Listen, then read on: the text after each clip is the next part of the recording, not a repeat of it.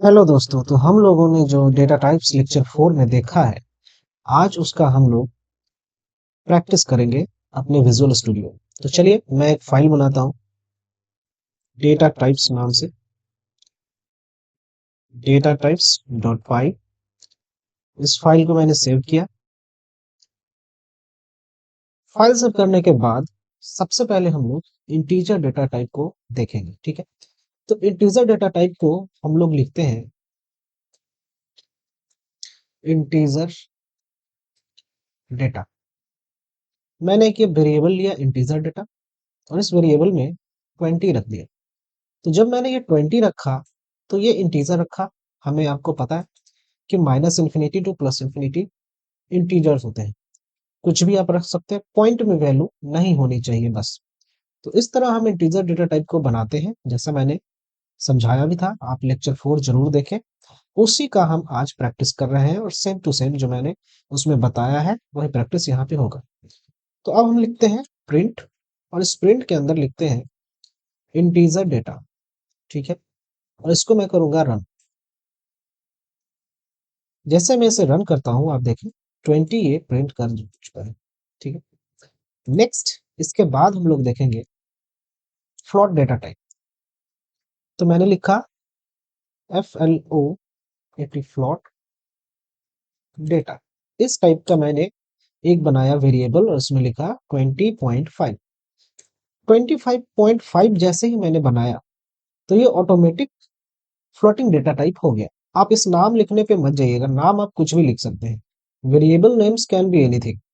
मैंने इसे इसलिए दिखाया है इस टाइप से लिख के ताकि कंफ्यूजन कुछ भी ना रहे, पता चल जाए कि ये फ्लोटिंग डेटा टाइप है। अब मैं इसे प्रिंट करता हूँ, प्रिंट फ्लोट डेटा को मैं प्रिंट करता हूँ। चलिए, ऊपर वाला प्रिंट भी मैंने छोड़ रखा है तो मुझे दोनों वैल्यूज मिलेंगे, 20 भी और 20.5। आप देख सकते हैं सबसे पहले 20 आया है, फिर 20.5 आया है, क्योंकि पहला प्रिंट इंटीजर डेटा का है, दूसरा प्रिंट फ्लोट का है। अब हम चलते हैं कॉम्प्लेक्स नंबर्स की तरफ। तो जैसा कि मैंने आपको बताया था, मैं पहले कॉम्प्लेक्स वेरिएबल्स बनाता हूं। देखिए, अगर आप डायरेक्ट कॉम्प्लेक्स बना देंगे तो ये चूंकि इनबिल्ट है, ये गड़बड़ हो जाएगा, ये लेगा नहीं। तो मैं इसे डेटा लिख देता हूँ, कॉम्प्लेक्स डेटा। एक वेरिएबल ले लिया, इसमें मैंने लिखा 3+4। अब आप बताएं जे लिखूं या आई लिखूं। यस, जे होगा। 3+4 जे। थोड़ा मैं स्पेसिंग कर देता हूँ ताकि अच्छा लगे। ये मैंने एक कॉम्प्लेक्स डेटा लिया है। चलिए मैं डेटा 1 कर देता हूँ क्योंकि मैं चाहता हूँ इसको ऐड कर दूं। एक और मैं लेता हूँ कॉम्प्लेक्स डेटा 2। अगर आप जे को छोड़ के कुछ और लीजिएगा तो ये गलत हो जाएगा, मैंने पहले भी बता रखा है। अब मैं प्रिंट करूंगा, इसे ऐड करके देखते हैं कि क्या प्रिंट होना चाहिए और क्या प्रिंट होता है। Complex data 1 plus complex data 2, ठीक है। Complex data 1 plus complex data 2। मैं काम करता हूँ, ये पीछे वाला जो भी था मैं इसे रिमूव कर देता हूँ, ठीक है। मैं इसे रिमूव कर देता हूँ। आप चाहे तो इसे नोट कर ले या फिर वीडियो पॉज करके इसे प्रैक्टिस करते चले, साथ साथ साथ प्रैक्टिस करें और रन करके देखते हैं। उससे पहले मैं इसे क्लियर भी कर देता हूँ ताकि पता चले स्पष्ट रूप से। अब हम रन करें 7+6 जे, 7+6 जे, ठीक है, यानी कि ये सही है। मैं काम करता हूँ, इसके जो स्मॉल की जगह पे कैपिटल जे रख के देखता हूँ कि क्या होता है। चलिए मैंने कैपिटल जे रखा, फिर से मैंने रन किया 7+6 जे। जैसा कि आपने पढ़ा था कि स्मॉल या कैपिटल दोनों जे कॉम्प्लेक्स के लिए काम करेंगे। अब मैं काम करता हूं, एक में कैपिटल जे छोड़ देता हूं, एक में स्मॉल जे लिख देता हूं।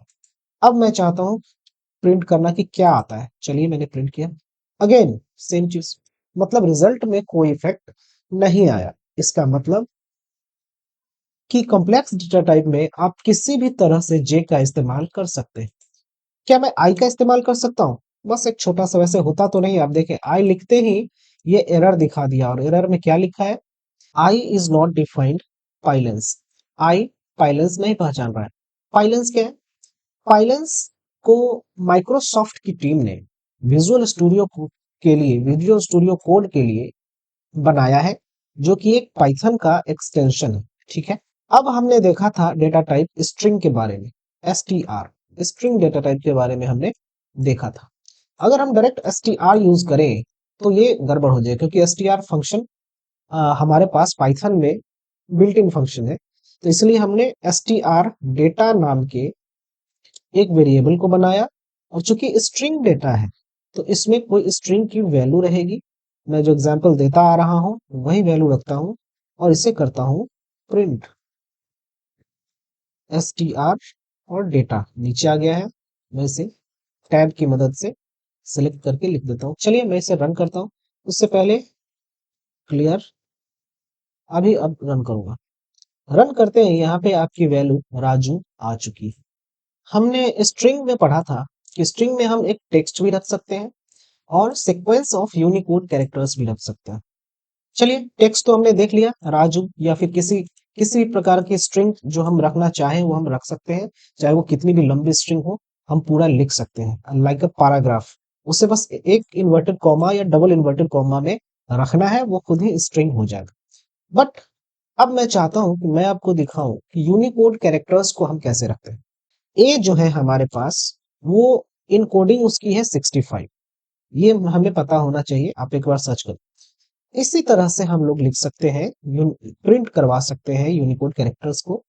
जैसे अगर हमें कैरेक्टर चाहिए तो मैं प्रिंट करवा सकता हूं CHR की मदद से, और इसके अंदर लिखूंगा 65। अब देखता हूं कि ये क्या प्रिंट करता है।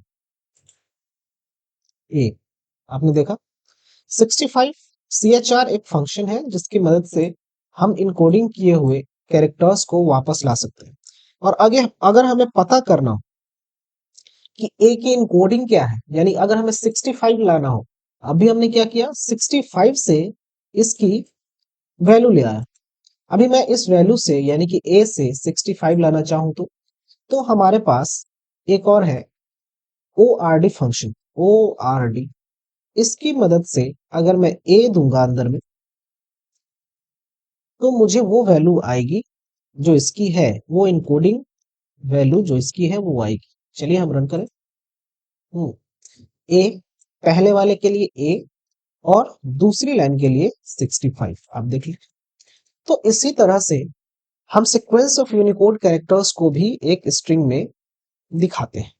लिस्ट कैसे बनाते हैं, तो मैंने आपको बताया था, लिस्ट डेटा, मैं ऐसा लिखता हूं एक वेरिएबल का नाम।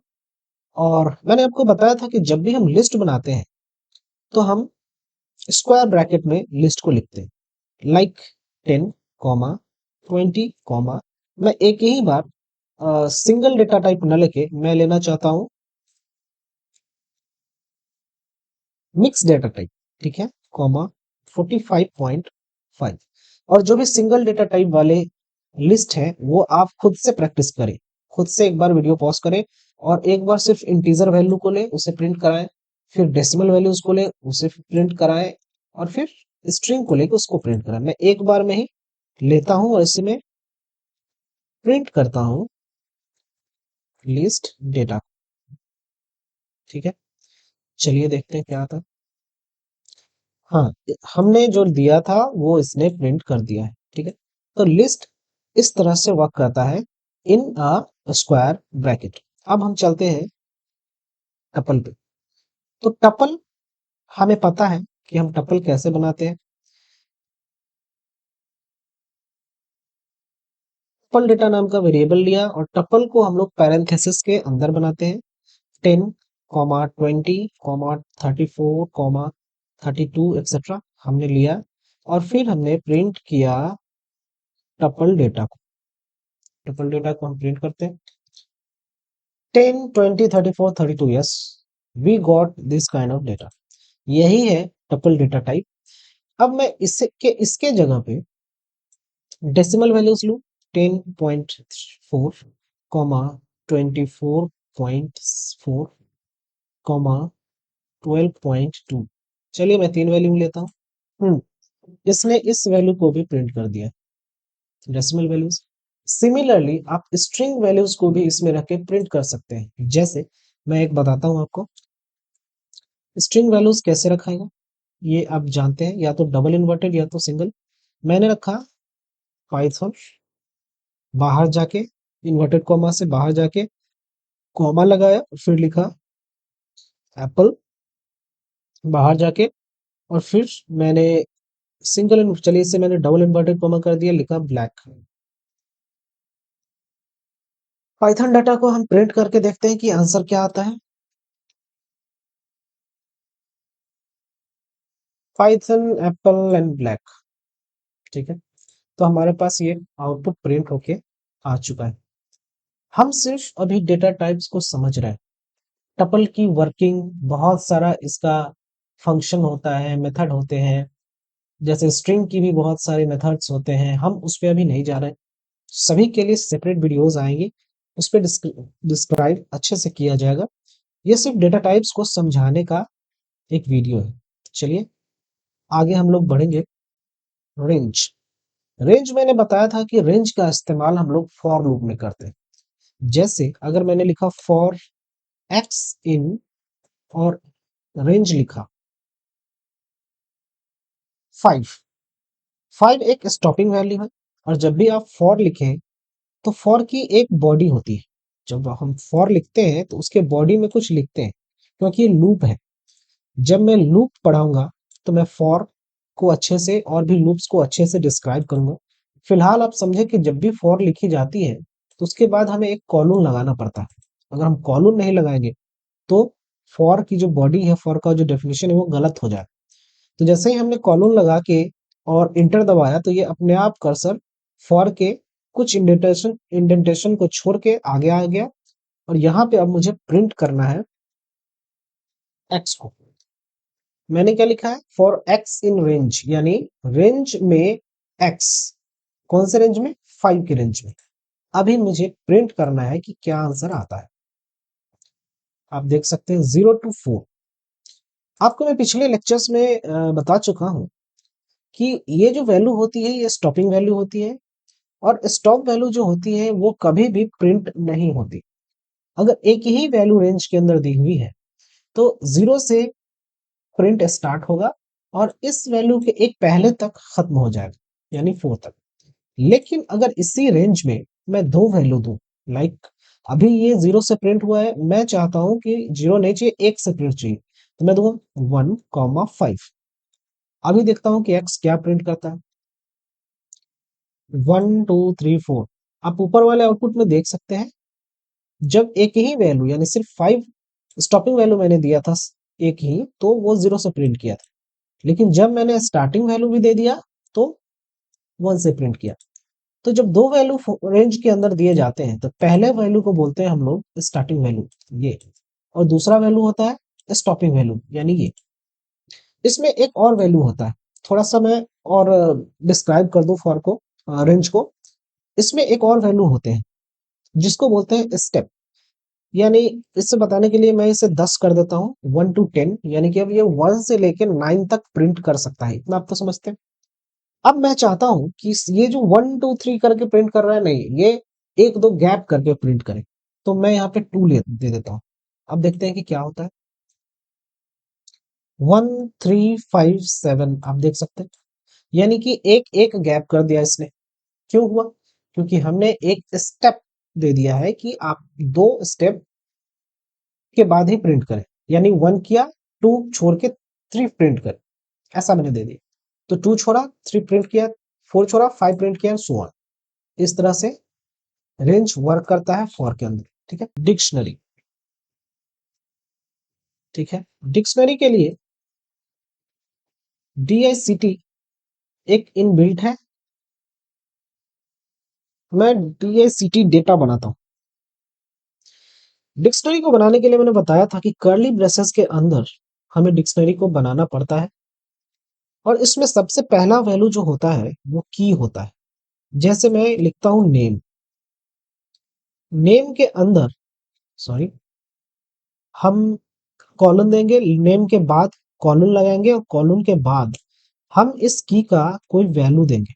जैसे मैंने लिखा राजेश, राजू चेंज कर दिया, इस बार राजेश देता हूं। तो नेम के अंदर मैंने राजेश को एक वैल्यू बना के लिखा। इसके बाद कॉमा लगाऊंगा और फिर से एज देना होगा इसका, तो लिखूंगा एज, फिर से लगाया कॉलन, और एज, चूंकि एज क्या होगा, एक इंटीजर वैल्यू, इसीलिए इंटीजर वैल्यू को लिखने के लिए कोई भी इन्वर्टेड कॉमा का यूज नहीं किया जाए। इसके आगे भी आप बहुत सारा वैल्यू जोड़ सकते हैं, मैं सिर्फ इसी दो वैल्यू को लेके प्रिंट करना चाहता हूं कि ये क्या प्रिंट करता है। हमने DICT डेटा लिया था, इसी को मैं मुझे प्रिंट करना है। चलिए मैं पहले इसे क्लियर कर दूं। Yes, name Rajesh, age 34, same to same जो मैंने दिया है वही चीज इसने प्रिंट कर दिया। ठीक है, इसमें एक और समझने की बात यह है कि ये की जो होता है, की वैल्यू पेयर होता है, पहला की होता है, और ये जो की होता है वो यूनिक होता है। मीन्स आप एक ही बार नेम दे सकते हैं इस डिक्शनरी के अंदर, लेकिन अगर हम दोबारा नेम दे दिया तो क्या होगा। चलिए आते हैं, मैं नेम को ना लेके एज को लेता हूँ, एज 34 है, एक बार मैं और एज ले लेता हूँ, कॉमा दिया और दिया एज,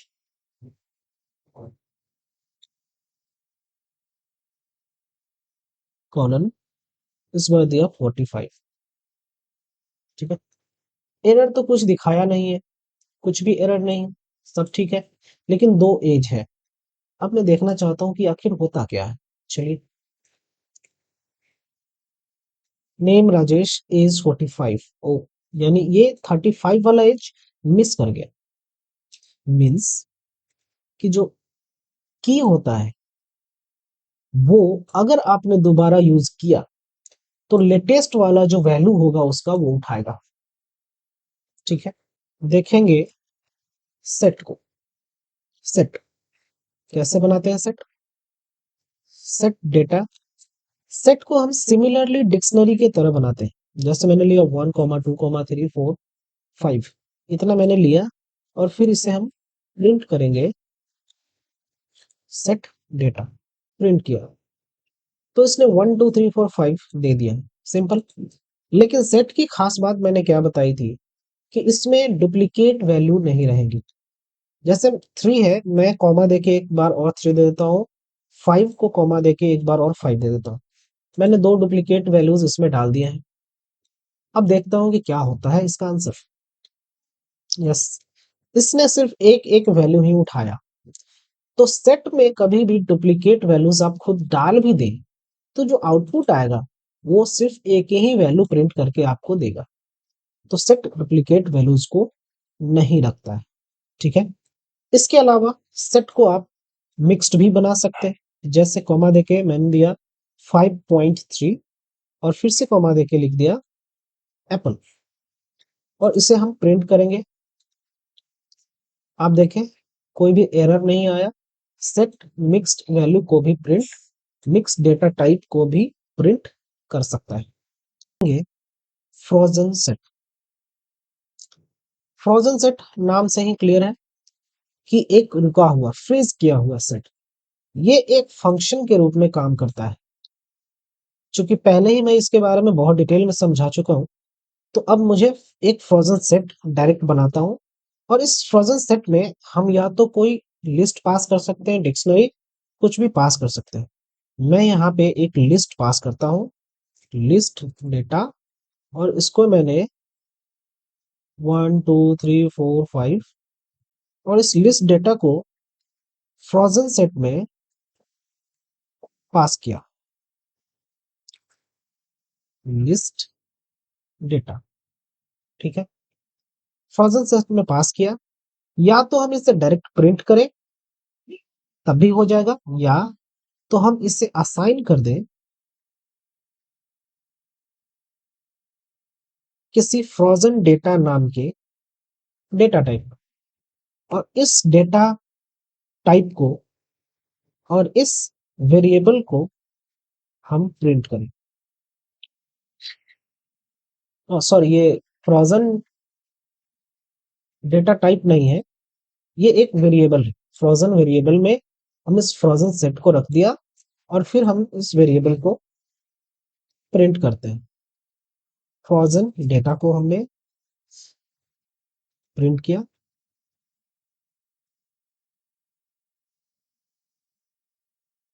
प्रिंट करते ही हमारे पास ये वैल्यू आ गई जो हमने रखा है। आगे का डेटा टाइप है बूलियन। बूलियन डेटा टाइप के लिए डायरेक्ट हम प्रिंट करेंगे 10 ग्रेटर देन 5। देखते हैं आंसर क्या आता है। चूंकि ये बिल्ट इन डेटा टाइप है, ये खुद ही प्रिंट करके ट्रू या फॉल्स लिख के देगा। Yes this is true. T हमेशा कैपिटल। और अगर हम इसे लेस देन 5 करें तो क्या आंसर आएगा? False with F capital. अब हम लोग देखेंगे बाइनरी डेटा टाइप में बाइट्स। क्या होता है बाइट्स? मैंने आपको बताया था कि बाइट्स एक 8 बिट इंटीजर को स्टोर करता है जो कि इम्यूटेबल होता है, यानी आप इसे चेंज नहीं कर सकते। इम्यूटेबल सीक्वेंसेस ऑफ बाइट्स होते हैं जिसे आप चेंज नहीं कर सकते। ठीक है, तो इसे बनाने के लिए हम बाइट्स फंक्शन का यूज करेंगे। बाइट्स, इस फंक्शन के अंदर हम एक लिस्ट लेंगे और इसमें वैल्यू रखेंगे ए बी सी डी की, 66, 67 एक्सेट्रा। ये वैल्यू हमने दिया क्योंकि ये बाइट्स है, तो इस टाइप की वैल्यूज ही ये लेंगे और इससे हम लोग किसी वेरिएबल में स्टोर कर देंगे। लाइक हमने बाइट्स के लिए बी वेरिएबल इस्तेमाल किया और इस बी को हम करेंगे प्रिंट।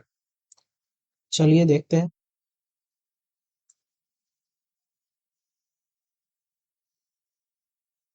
प्रिंट करते ही हमारे पास वैल्यू आई बाइट्स का ए बी सी। यस, ये मैंने आपको लेक्चर 4 में भी दिखाया था सिमिलरली कि आप जब 65 की वैल्यू ए, 66 की वैल्यू बी और 7 की वैल्यू 67 की वैल्यू सी, इस तरह से आपको प्रिंट होके आएगा। तो ये है बाइट्स। अब हम लोग आगे बढ़ेंगे और देखेंगे byte array. Byte array, byte array similarly bytes के तरह ही बनाया जाता है। जैसे हमने बी एक वेरिएबल लिया और इसमें बाइट एरे को रखा जो कि एक फंक्शन है और इसमें पास कर दिया 65, 66, 67। इसे कर दिया प्रिंट। प्रिंट करें। लेकिन बाइट और बाइट एरे में डिफरेंस कहाँ आती है? वहां डिफरेंस ये आती है कि म्यूटेबल होता है। अगर आप चाहें तो बी के 0 इंडेक्स पे जो वैल्यू रखी है उसको आप चेंज करके 65 की जगह पे 68 कर सकते हैं। मैंने 68 किया और बी को अब करेंगे प्रिंट। पहले मैं इसे क्लियर कर दूं और बी को प्रिंट करते हैं। अब जैसे ही मैंने प्रिंट किया, आप देख लीजिए ए बी सी के जगह पे डी बी सी प्रिंट हो रहा है क्योंकि 68 अब 65 के जगह पे आ चुका है। तो आप इंडेक्सिंग के थ्रू बाइट एरे में वैल्यूज को चेंज कर सकते हैं। अब हम लोग देखते हैं मेमोरी व्यू।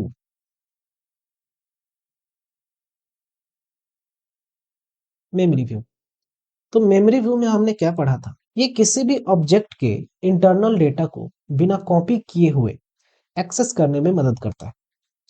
एग्जाम्पल हम लोग बाइट एरे का ही उठाते हैं और मेमोरी व्यू भी एक फंक्शन है जिसमें लिखेंगे हम लोग मेमोरी व्यू और अंदर में पास करेंगे किसी भी ऑब्जेक्ट को। जैसे कि हमने ये बनाया है बी, तो चलिए ऑब्जेक्ट बनाने के बाद हम एक फंक्शन लेंगे मेमोरी व्यू और इसके अंदर पास करेंगे बी और बी को अब प्रिंट करेंगे। जैसे ही हमने बी को प्रिंट किया तो इसने बाइट एरे एबीसी बनाया। यानी आप देखिए यहाँ पे डिफरेंस आपको कुछ नजर नहीं आ रहा होगा कि बाइट एरे जब प्रिंट किया था तो भी सेम आया, मेमोरी व्यू में भी सेम आया, आपको नहीं दिख रहा होगा। लेकिन इसमें हो क्या रहा है कि इसने कॉपी नहीं किया है। अगर डेटा बहुत बड़ा होता, 1 GB 2 GB टीबी में डेटा होता, तो आपको डिफरेंस पता चलता। जो मेमोरी व्यू से डेटा आप देखते वो बहुत ही फास्ट आपके पास आ जाता, लेकिन जो कॉपी किया हुआ डेटा होता वो कॉपी करने में थोड़ा सा टाइम लग जाता। तो यही है मेमोरी व्यू डेटा टाइप। इसके बाद हम लोग देखेंगे नॉन टाइप। जैसे हमने लिया x और x में लिखा नन, देखिए नन लिखा हुआ ही आ गया। अब इस नन को हम करते हैं प्रिंट, x को हम प्रिंट करते हैं,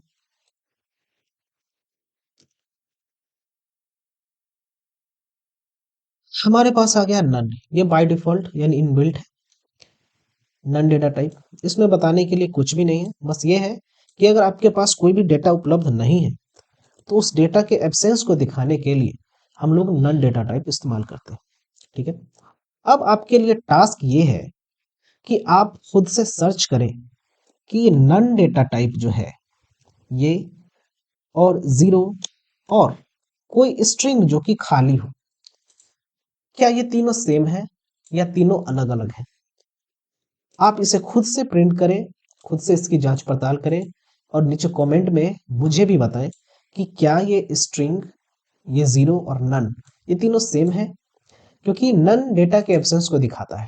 तो क्या ये जीरो भी तो डेटा के एब्सेंस को दिखाना चाहिए, ये भी, इसमें भी तो कोई डेटा नहीं है। आप इसे खुद से सर्च करें और समझ में आ जाए तो कमेंट जरूर करें। धन्यवाद।